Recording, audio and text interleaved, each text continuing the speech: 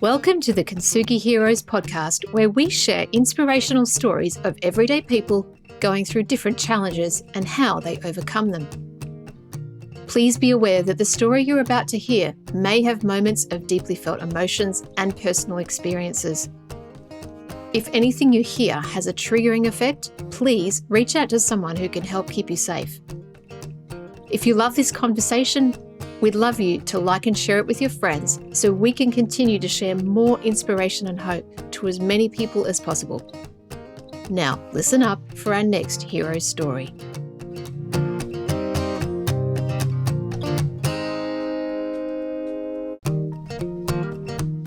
In this episode, I met with Gregory Smith. It's the kind of story that you would watch in a movie or read in a fiction novel. And yet Gregory lived this, and it is one of those stories that just stays with you for a long time. Very moving. He had not the normal kind of childhood, a lot of violence, destructive home environment, ended up in an orphanage. He tells his story in graphic detail with reverence, compassion, and clarity. Because of the way that he was brought up, he had no life skills and ended up becoming a recluse at one point and living for many years in a rainforest on his own. Despite those things, he was also a sufferer of addiction. He made a very big turnaround in his life in his later stages of life and ended up at university and became employed by the university at the age of 64. Gregory does have a TED Talk where he talks about his story. It's a lot shorter than this one.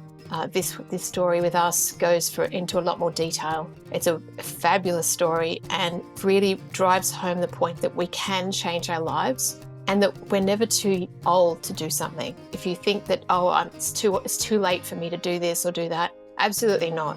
If you want to do something, then you should do it. And Gregory demonstrates that and proves it in his life. What a wonderful conversation this was with Gregory, and I really appreciated the detail, the clarity and the depths that he went to in telling his story so that we all can learn from this. So please sit back and enjoy this conversation with Gregory Smith. Here we are. I'm Aveline, and here we are for another episode of the Kintsugi Heroes podcast. I'm here with my guest, Gregory Smith. How are you, Gregory? I'm very well, thank you. Yes. It's lovely to have you here. Thank you for joining me. Thank you for the invitation. It's a privilege. You're welcome. I am really looking forward to getting to know you a bit better.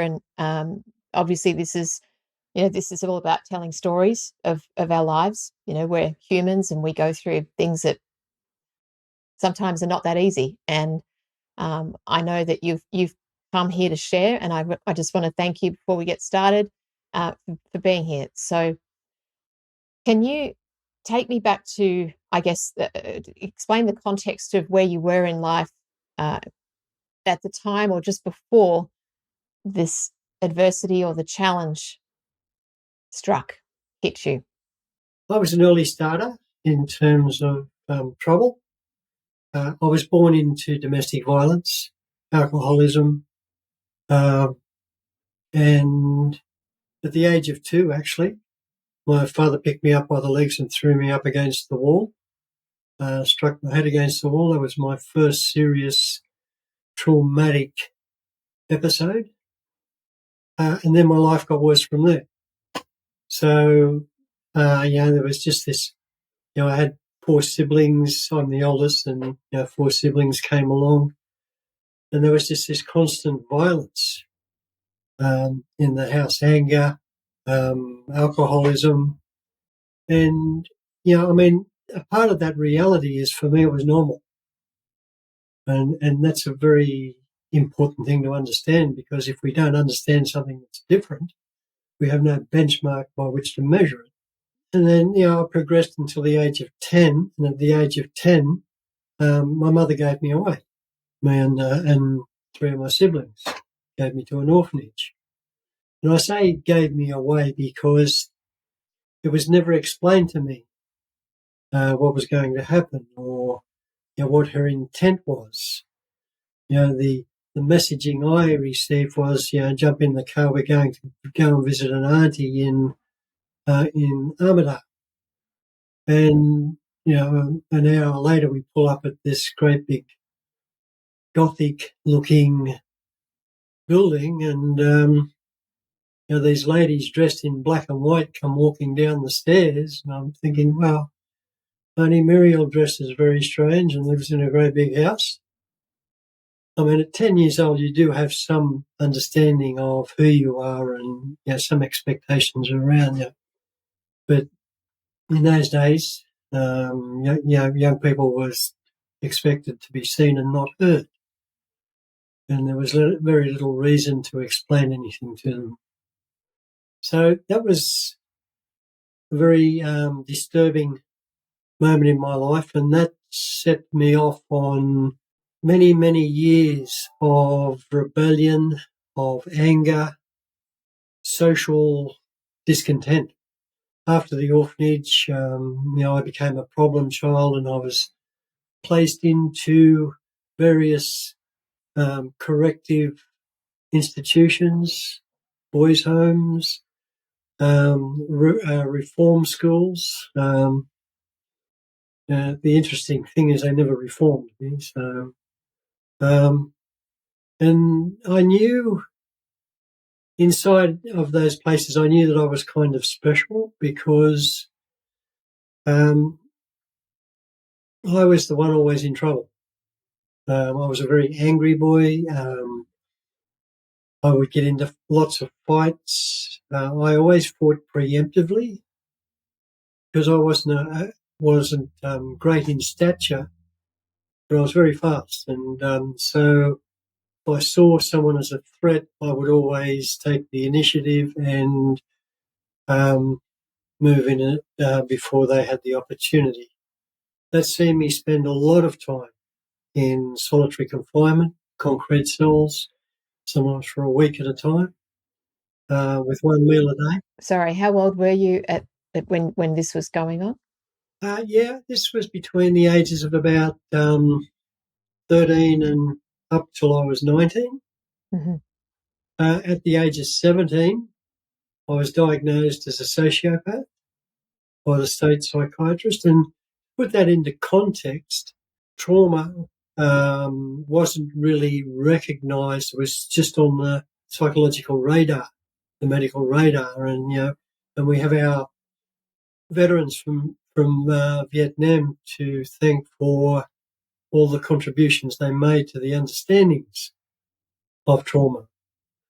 I was presented before the state psychiatrist, who was kind of stumped as to give me a label.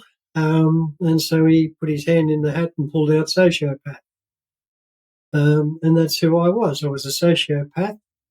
And after it was explained to me what a sociopath was, there was a certain amount of relief inside of me because now I knew what was wrong with me. And it gave me a sense of understanding. Yes. Now, of course, today I understand that all these assumptions were misaligned and, the diagnosis wasn't necessarily correct. But at the time, it was because I was confused. I didn't belong to anybody. I was given away. I was always angry. I was always in trouble. And to have a label to explain all that is actually really important, or it was at the time. Yeah, but I mentioned earlier that I was in those institutions until I was 19. Now, most young people left at the age of 18. They called it the Queen's Pleasure, and the Queen must have really liked me because she kept me there for an extra year. But it was a week before my 19th birthday, and I was released, and I was called up to the office and given three things: $2.25, set of second-hand clothes, and a piece of advice: don't come back. The advice I took, the money I went and bought some drinks with in a pub, that was my first taste of alcohol. What that did to me was just for a moment in my life, after drinking that alcohol, I felt calm. There was a release of tension. And that was a feeling that I was to chase for many years after that. It was just that peace of calm. But that wasn't to be. I was trying, once I was out of those places, I tried to do the right thing. I really did. But some of the things in those institutions, they don't teach you how to get a job. They don't teach you how to find somewhere to live. They don't teach you how to pay the bills. And for myself, having spent so much time in solitary confinement, I never really learned how to communicate or be a part of with other people.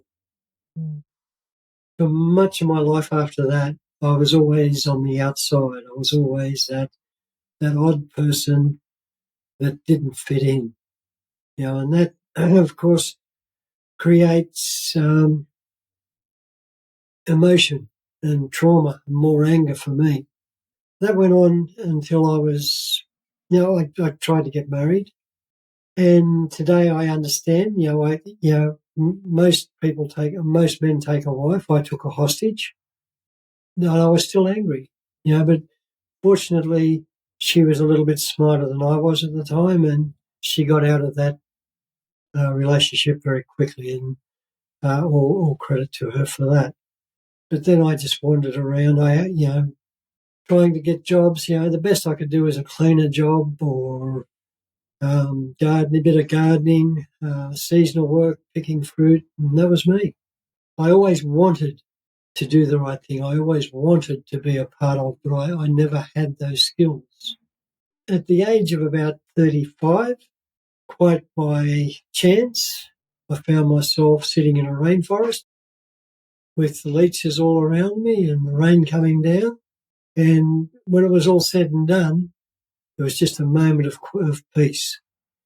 When I stopped and thought about it, the reason that I felt so peaceful in that forest is because people were a long way away and I didn't have to be a part of it. I could just be me. And I liked it. I liked it a lot. I liked it so much that I decided I'd stay there for a while. In that forest, I learned to survive. I learned a new way of surviving, and it was an adventure for a little while because it was different. I was independent. I didn't have to rely on anything. Nobody was telling me what an idiot I was or how disgusting I was or anything like that. There was just me. And the problem was that when I went into the forest, I took me with me, which meant that I took all that pain, all that trauma, all that hurt was living inside me.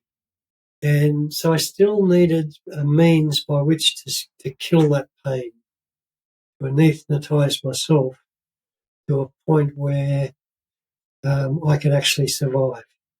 Now, over time, I developed techniques which are probably not mentionable on a social podcast, to barter with hippies and other types of people, which actually gave me quite a substantial way of life.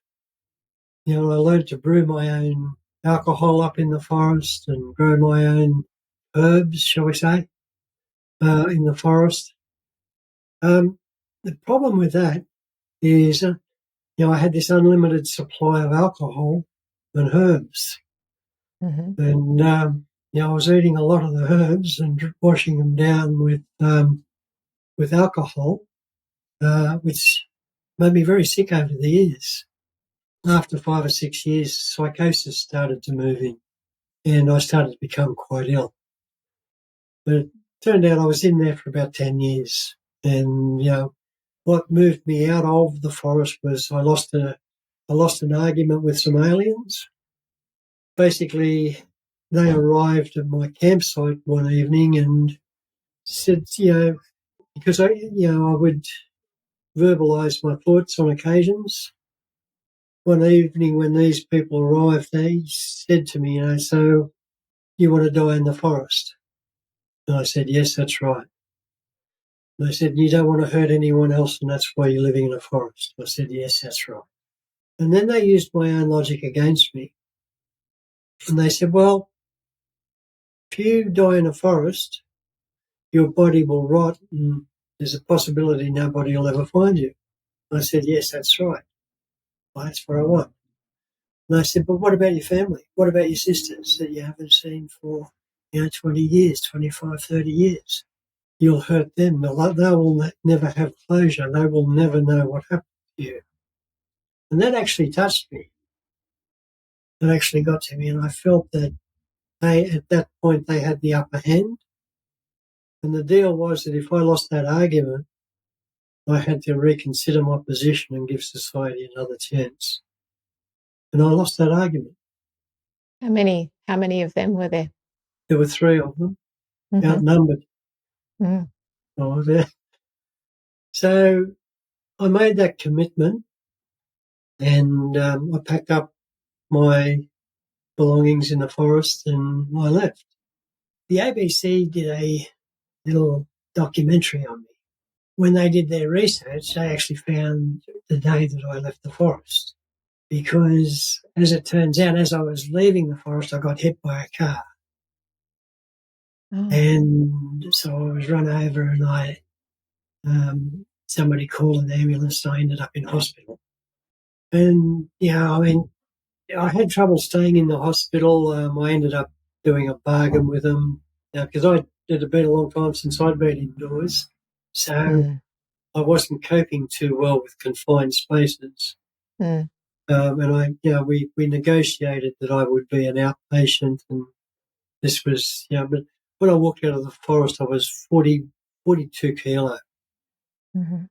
So, about half the weight I am today. Mm-hmm. So I was in a lot of trouble. I needed a walking stick to walk. I had a beard almost down to my belly button. And I probably hadn't showered for years. Did you swim in a creek when you were in the forest? Did you? Yeah, there was a creek there. And in the early days, I would take regular baths in the creek and that. But the sicker I got, or I became, the less frequent those baths and those sort of, those washes occurred. And when you say sicker, you mean the psychosis? Psychosis, scurvy, malnutrition. There's quite a few things, and I mean the trauma as well. So I was also dealing. But I mean, one of the things that I did in the forest, and this is really important, the forest. In the early days especially, I would sit around the fire or sit at the fire of a night, and I would explore my past, and I would try and understand what had happened and why it happened. I didn't have I had the thoughts in my mind, but I didn't have the language to describe or to explain what was going on inside of me or what my understandings were about what happened to me. There was a lot of this, years of this and trying to understand. And it was in that forest that I started to understand that, and it's no excuse for my father, but I started to understand why he was like he was. Because he was traumatized and he was angry and he didn't understand what was happening to him. And so I had to look past my father to his father. And I started to see more and more deeply that cycle of abuse and trauma within family lines or within my family line. And I could see it with my mother as well, because my mother would agitate my father to the point of explosion. And I could see when I started to look at her ancestry, I could see all that trauma in her lines as well. All of a sudden, it was about not blaming people, but understanding what was going on. And not saying that it was appropriate, absolutely not. But saying that they didn't understand what was happening to them either. And all of a sudden, and this is while I'm in that forest, I'm seeing that I'm actually developing an understanding that I have to be able to change things within me. The orphanage that I was in was run by the Sisters of Mercy, and they were very, very cruel. They were very, very cruel people. I would often find myself locked under the staircase in a little closet and going without meals. Admittedly, I did run away every weekend. I mean, that contributed to the trauma as well. But so all these understandings, and today I understand that I needed to spend that time in the forest or anywhere away from people so that I could start to explore myself and I could start to understand myself. What I did, I gave myself the gift of time to begin to understand who I am, to explore myself. And in some ways, to de-Catholicize. Because up to a point in that forest, everything I did was a sin. And my guilt was so heavy, it was such a burden that it was almost impossible to carry. So I needed to pull that apart and look at that and understand, morality versus intent versus a whole lot of those philosophical understandings. And I was able to do that. Sorry for the interruption. This is Ian Westmoreland, the founder of Kintsugi Heroes, and thank you for listening to this story from one of our amazing heroes. Our mission is for these stories to provide hope and inspiration to people experiencing life challenges, and to also educate the broader community on how best to provide support. If you would like to help us to continue to produce more hero stories and cover more adversity themes, we would welcome all donations. These can be made via our website, kintsugiheroes.com.au. The donate function is at the bottom of the homepage. We'd also welcome any feedback. You can email me direct using ian@kintsugiheroes.com.au. Now let's get back to the story. So, I'll go back to, I left the forest. Once I started to gain a little bit of health through the hospital system, the social workers were absolutely brilliant because I'd forgotten who I was. And they were able to establish my identity, register me for disability support pension because I was expected to die, within a year or so. I was that sick. Here I am. I was up on the Gold Coast in, Tweed Heads area, and on this income that I hadn't seen that much money for a very long time. And, there's a simple understanding here. What does a practicing alcoholic drug addict, homeless, do with all this money? Because they back paid me about 3 months. Well, the obvious is, you go and buy a new backpack. In my case, I have a sack. And then you fill it up with everything you love. Booze and drugs. I think in that backpack I had, a cask of fruit elixir, a couple of bottles of bourbon, tobacco, marijuana, cocaine, a little bit of amphetamine just in case. And I think that explains what my, priorities were at that time. Kill the pain, kill the pain, kill the pain. So even though you'd been in the forest, you'd deconstructed all the things, you'd faced who you were and the why and the past, and, you still had pain because after you came out, you were still seeking, like you said, you had a party in your backpack to numb all that pain. So it was still there. Look, the pain had intensified because I had done all that deconstruction. And so I had a better understanding. And it got to a point where about February 2000, I was sitting on a bench behind the Tweed Heads Hospital looking at the Tweed River. It's a beautiful view there. And I'm sitting there and I've got all this, I've got my backpack next to me and I've got all this stuff next to me in the backpack.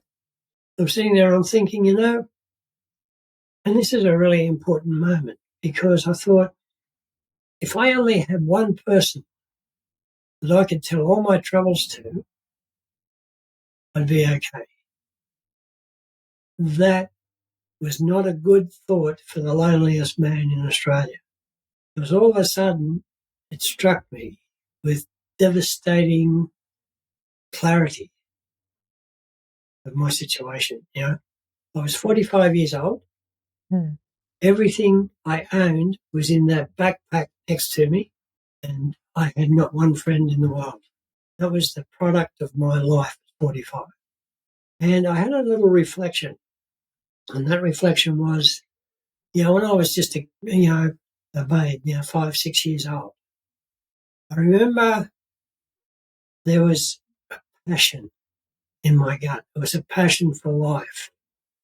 Dreaming of being the fireman, dreaming of being, the doctor, being the hero. And that passion burned at that age. But as I sat there on that park bench, the only thing left of that fire was a tiny little ember. But as I thought that, I suddenly found myself in a cloud of fog. I couldn't see past my nose. And I became aware that I was really, really angry. I was really, really tired, but I was ready for the next fight. All my life, I was ready for the next fight. Always. Then this fog started to recede. And as the fog receded, I could see my hands. And in my hands, I held this great big double-edged sword. And the fog receded a little bit further. And I became aware I was ready to wield that sword. And I looked around and I couldn't see anybody to fight. And the fog receded a little bit further and I could see all this devastation and all this destruction all around me. But there was still no one to fight. Then the fog receded all the way to the horizon. And the destruction and devastation went as far as the horizon. But there was no one to fight. And then all of a sudden I realised, all my life, I've always been fighting myself. There was never, ever anyone else to fight. Every fight I had was against myself. And that's what created all this devastation. That's what created all this destruction. I tried to throw that sword away, but I couldn't. And I dropped to my knees. And I'm thinking, I don't want to do this anymore. I don't want to do this anymore. And all of a sudden I was sitting on the park bench again and I could see the river. It was a nice sunny day. And I was thinking, and I made a decision. And my decision was, no matter what I had to do, I did not want to be that person that I was sitting on that park bench that day. And I was willing to do whatever was necessary to change who I was. So I got up from the park bench and I walked away. And I left that backpack there. I've never had a drug, never had a cigarette or a bit of alcohol since that day. The interesting thing is, I thought my life previously was pretty tough. My life was just about to get a whole lot tougher because I had to learn how to be somebody in a society that I didn't like.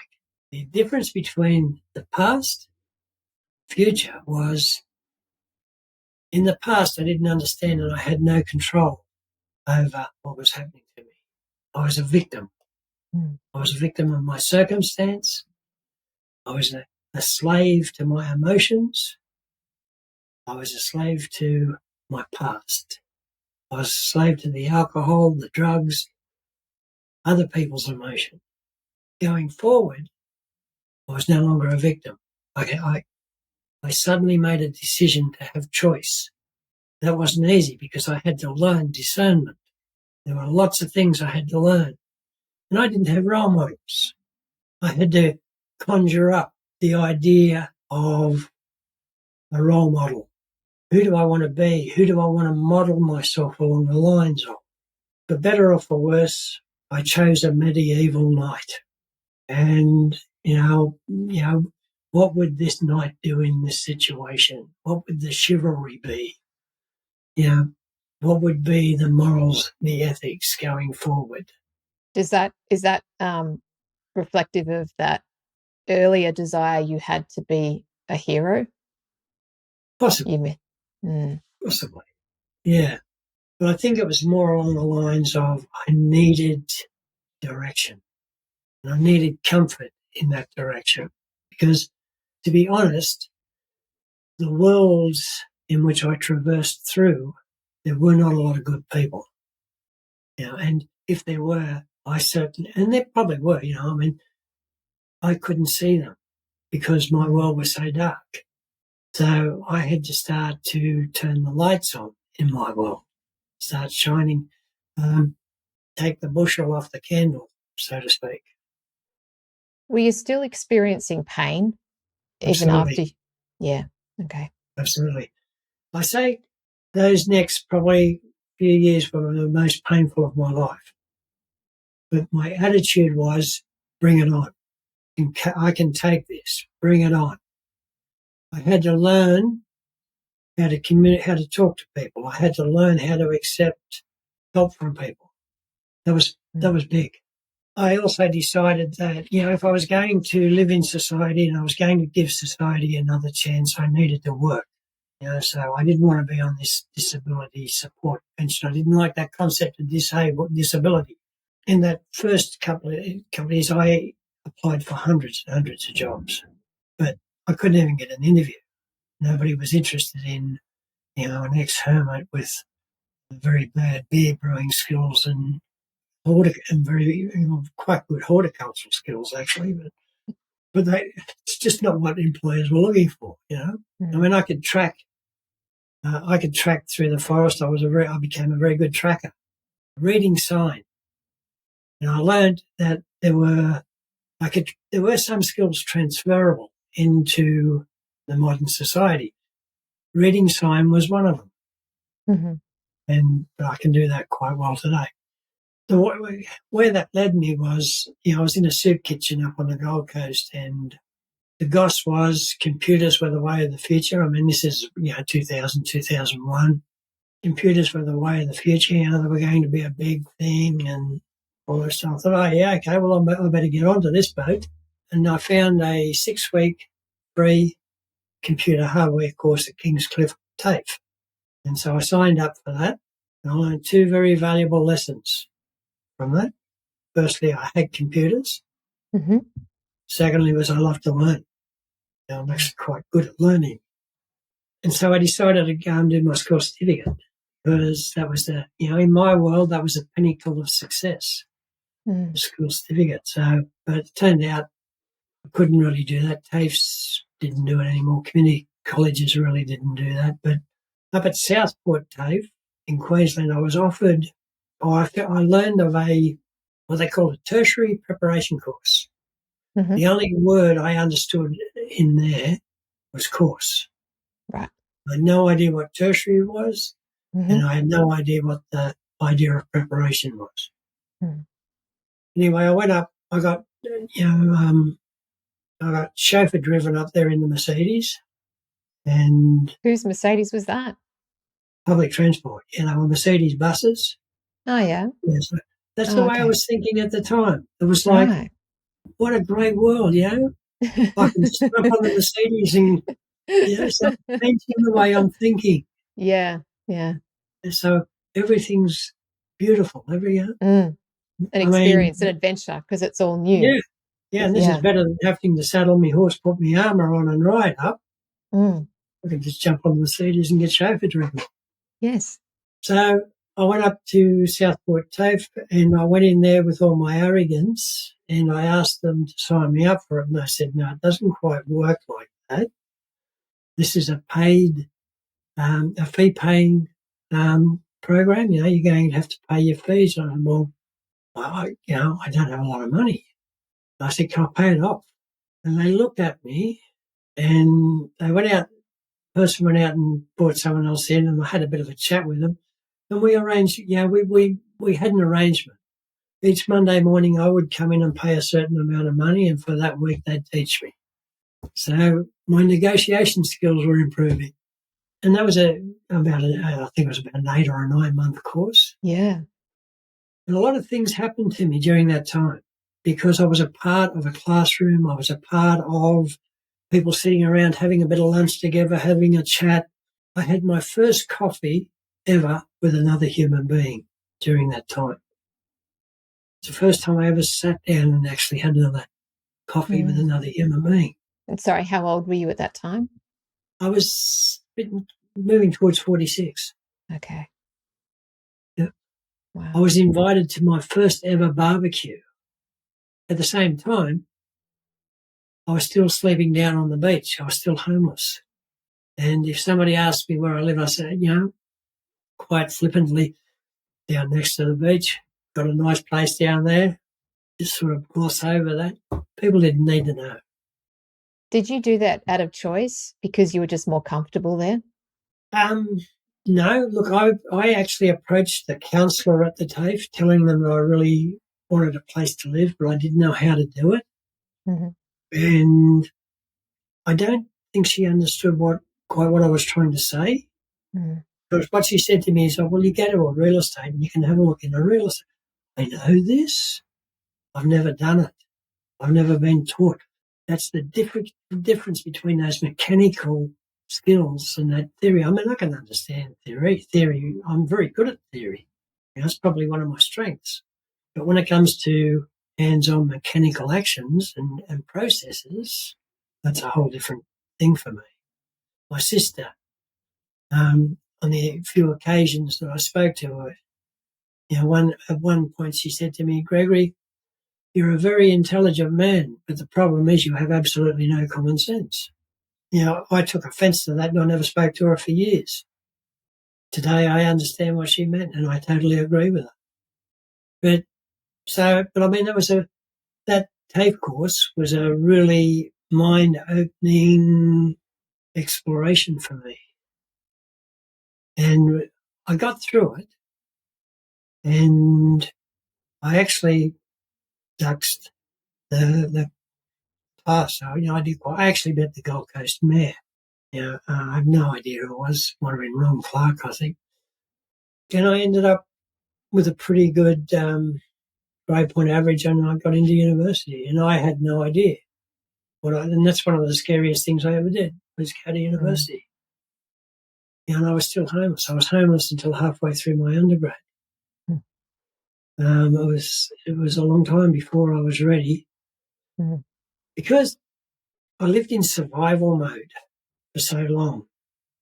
It took a long time to transition into community, to transition into a sense of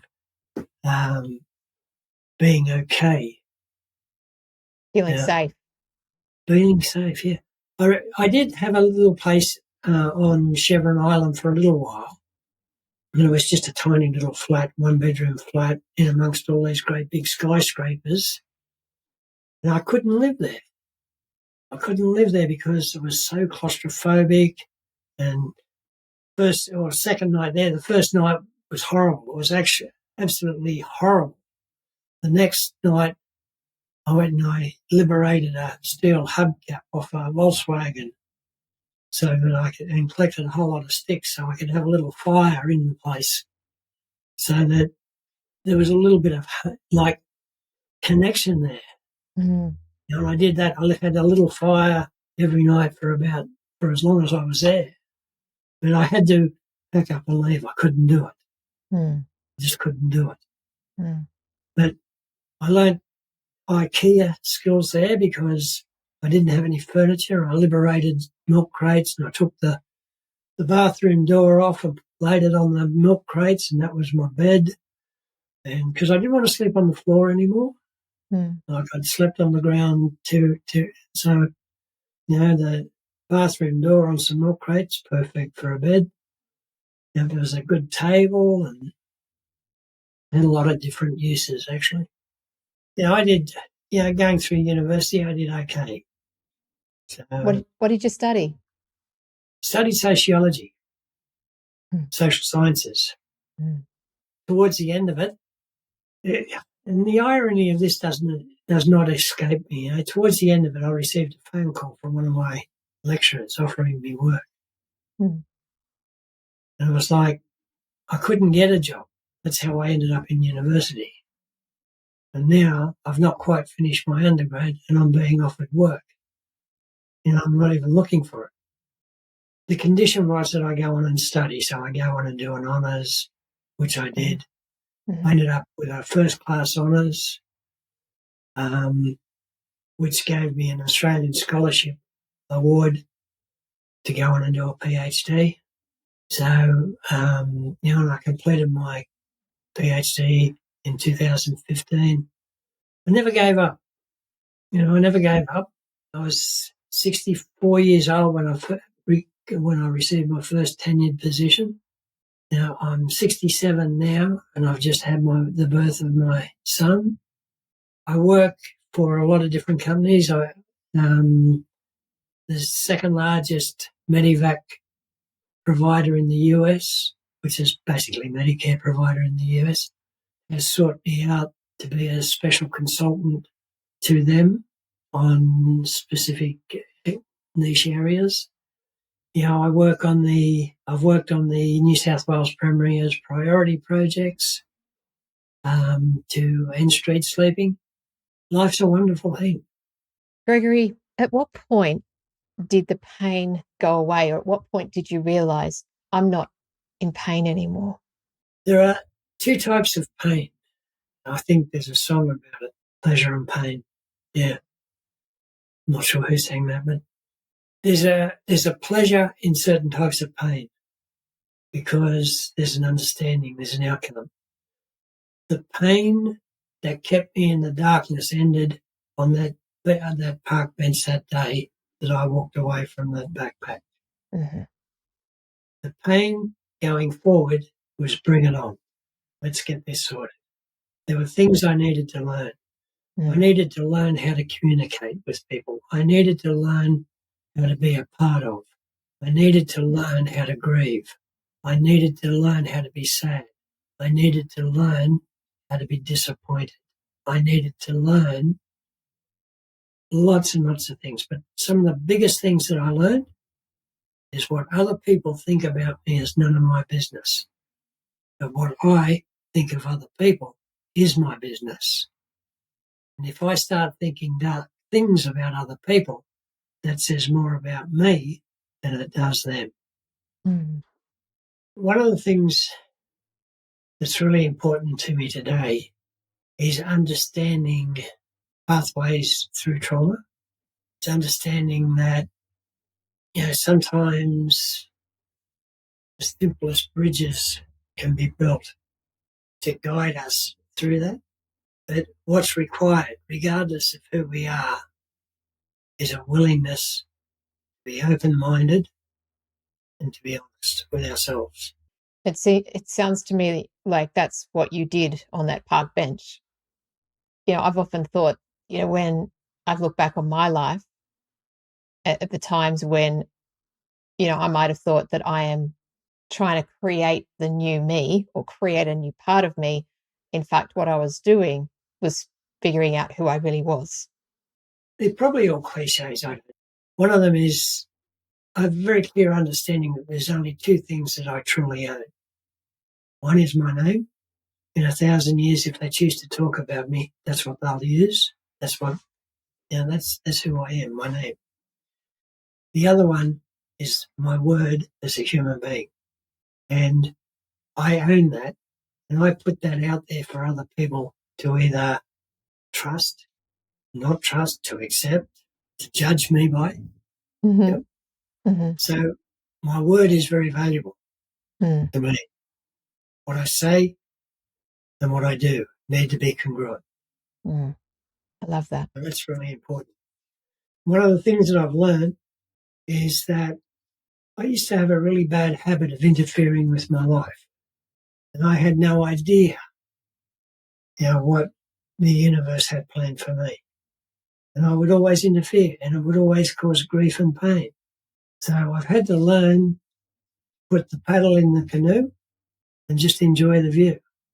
And if the canoe comes up against the bank and I'm asked to get out and do something, I do it. And I have no resistance. while I was paddling against the flow, there was always resistance. There was always conflict. There was always hard work. I found that in a day I got very little done.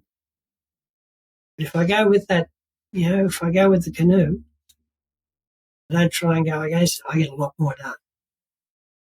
There's less resistance, and I'm much happier. Well, there's, those things in themselves are just worth so much. And I think, I love hearing that they're the, I guess, the gold nuggets. These are the silver linings of the things that you've gotten from the journey. And I'm sure there's, a lot more, but those things in and of themselves are so powerful. When I'm communicating with others or sharing stories with others, because stories are about magic. Yeah, and the words are about magic. And when I look up at that rear vision mirror of life, and I see what's behind me, all I see is treasure. There's no longer any pain. There's a lot of things back there that fit a situation. They're the right shape, they're the right fit for a given moment. And if I'm sharing with someone, having a discussion with someone, there's something back there that I can use that's beneficial to them, that's great. And that happens a lot. I'm very fortunate because there's not one bad day that's behind me. Every single day that I have lived, there's a treasure within that day. All I have to do is be wise enough to identify and understand it. Yeah. Acceptance, honesty, looking within. Yep. Everything is exactly as it is meant to be, right here, right now. My mission, should I choose to accept it, is just merely accept it. Yeah. What a beautiful, beautiful way to sort of almost wrap this up. I've got one last question for you, Gregory. I mean, your story brings out, there's so many elements to it. And if there's someone listening to this who might be going through any aspect of what you've talked about, is there any piece of advice that you'd like to give them or share? Stop fighting. As painful as it is, and as scary as it is, stop fighting. Don't give up. Don't ever give up. And trust yourself. Trust yourself. Don't put your faith in others. Trust yourself in the first instance. Because at the end of the day, I haven't got it on, but I'll get it. You might need to just edit this, but I'll just grab it. I have here a little gold teddy ring. I'd never been given a toy as a kid. And when I was going to that tape and I just started university, I went out and I bought that teddy bear ring because I'd identified the hurt child inside. And I realised that I needed to become the responsible parent to take care of that hurt child. And so I gave that hurt child this ring. Symbolism is very important in a recovery, especially a traumatic recovery, PTSD. Symbolism can be very, very powerful. Yet so many of us shun it. Don't underestimate the power of desire. Don't underestimate the power of forgiveness, which is very important. For me to be able to forgive my parents has freed me.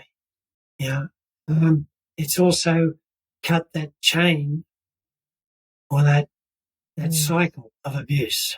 So I don't need to be like my parents because I've understood that and I've forgiven them. They're the things that are very helpful to understand. Yeah. I want to thank you for everything that you've shared with me. And there's just so much wisdom and just heartfelt knowledge and just things to process, things to, I'm sure you have stunned a lot of people with your stories and because it is a road less traveled of no one's ever traveled it, that kind of story. And I just want to acknowledge your bravery. Well, thank you. Thank you for fighting the fight and getting to where you are today. So that little amber that you didn't squash out, that was burning as a 5-6-year-old, has done well. And Yep. I'm really grateful. Thank you very much. Thank you, Evelyn. Gregory. We hope you've enjoyed this episode of Kintsugi Heroes. Please like and share the show to your friends so we can get this out to even more people. If you have a story you'd like to share with us, please reach out using the contact details below. And join us next week for our next hero's story. Until then, keep being you, and remember that we are all heroes in our own unique way. Only when it's broken. Only when it's broken. When it hits you in the middle of the night and the truth burns so bright. Only when it's broken. Only when it's broken. Take pride in those cries. It's only for tonight, and then you rise. Only when you're broken. Only when you're broken. Only